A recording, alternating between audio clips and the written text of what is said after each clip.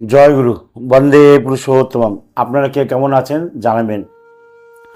আজকে যে ঘটনাটা বলবো এটা হচ্ছে ত্রিপুরার একটি ঘটনা। ওই মা ব্যবসার জন্য আমাকে 1 কুইন্টাল লোহা দান করলো, ব্যবসা যাতে উন্নতি হয় এই জন্যই দানটা করলো।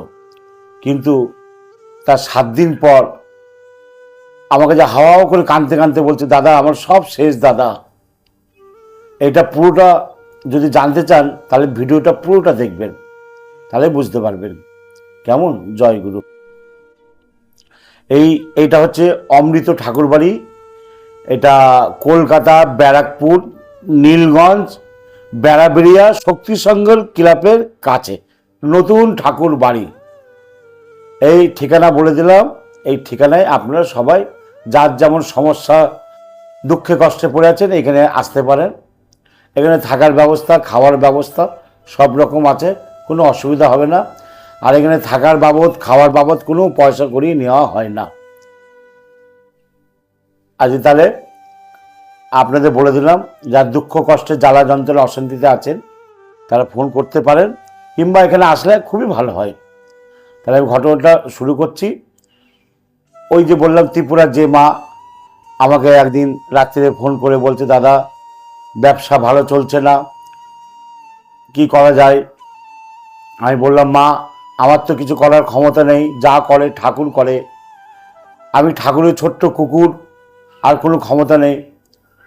ওই মা বলল, না দাদা আপনিই কিছু করতে পারবেন, আপনি কিছু একটু বলুন কি করলে ব্যবসা উন্নতি হবে। তা আমি বললাম, দেখ মা,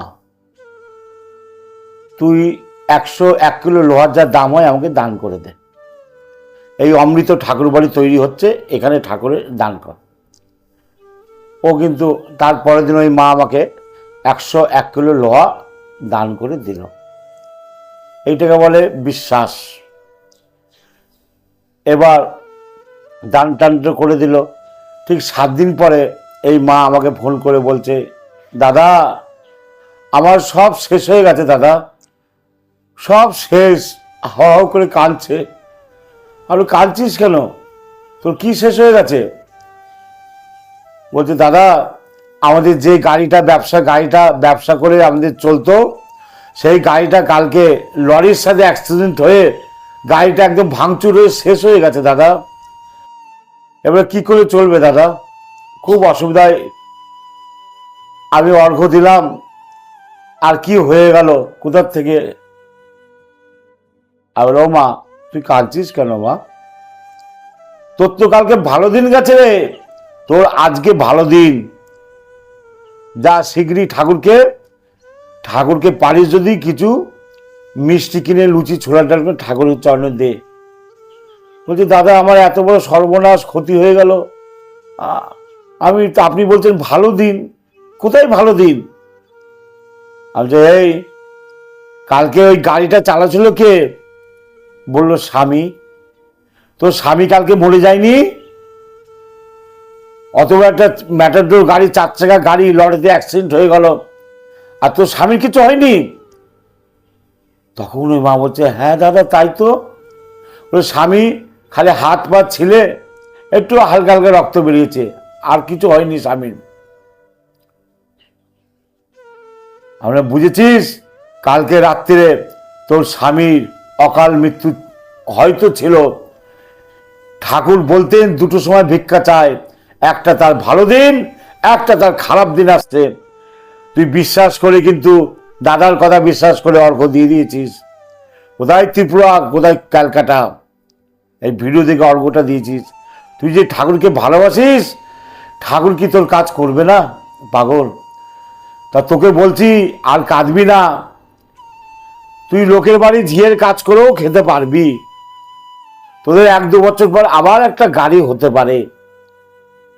যদি কাজ না পাস লোকের বাড়ি রাস্তায় রাস্তায় স্টেশনে ভিক্ষা করেও খেতে পারবি। স্বামীটা চলে গেলে তোর এই শাখা পলা সিঁদুর থাকতো রে? বলছে, না দাদা তা তো থাকতো না দাদা।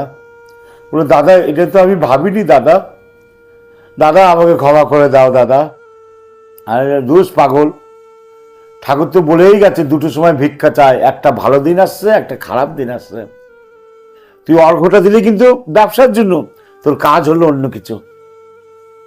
তখন সেই মা হাসছে, বলছে না দাদা, সত্যি ঠাকুর আপনার ভিতর দিয়ে আমার কাছে চেয়ে আমার স্বামীকে রক্ষা করলো। এটা ঠাকুরের অশেষ কৃপা, অশেষ দয়া। ঠাকুরের দয়া ছাড়া এটা হতে পারে না। ঠাকুর এসছে সবাইকে হাত ধরে তুলবে, বাঁচাতে চাইবে। সবাই জেনে রাখুন, কিছু না দিলে কিছু পাওয়া যায় না। ঠাকুর বলতেন, দিতে যে পারে না পাওয়াও তার ঘটে না। আরো বলেছে ঠাকুর, যোগান দিয়ে ধন্য হ, যাবে তো দুর্গতি। ঠাকুরের বলা আছে না, যোগান দিয়ে ধন্য হ। তাই সমস্ত দাদা মায়েদের বলবো, এটাকে বলে আশীর্বাদ। আশীর্বাদ মানে করে পাওয়া। তাই ঠাকুর বলতেন, দিতে যে পারে না পাওয়া তার ঘটে না। আরো বলেছে, না দিয়ে যে পেতে চায় দুঃখ তার পিছনে ধায়। ঠাকুর আরো বলেছেন, দেওয়াই পাওয়ার জননী। ভগবান ঠাকুর কিছু নেয় না, আমাদের কিছু গ্রহ দোষ, কাল গ্রহ, অশান্তি, দুঃখ কষ্ট, রোগ ব্যাধি থেকে তিনি বাঁচানোর জন্য কোনো না কোনো গুরু ভাইয়ের মধ্যে অর্ঘ্য চায়। আপনাদের যদি এরকম কারোর আসে, আপনারা অবহেলা করবেন না, অর্ঘ্য দিয়ে দেবেন। এটুকুই বললাম। দেওয়াই পাওয়ার জননী। ঠাকুর বলছেন, দিবি না পাবি না, পরিষ্কার কথা। কেমন? জয়গুরু, সবার মঙ্গল হোক। এই বলে আজকে এই ঘটনাটা এখানে শেষ করলাম। ছোট্ট 2 লাইন একটু গান করবো, ছেড়ে দেবো। কেমন? চড়েছি যে নামের তরি, ভবসাগর দিয়ে পারি, যাব দয়াল তোমার কাছে, এবার তোমার দেশে।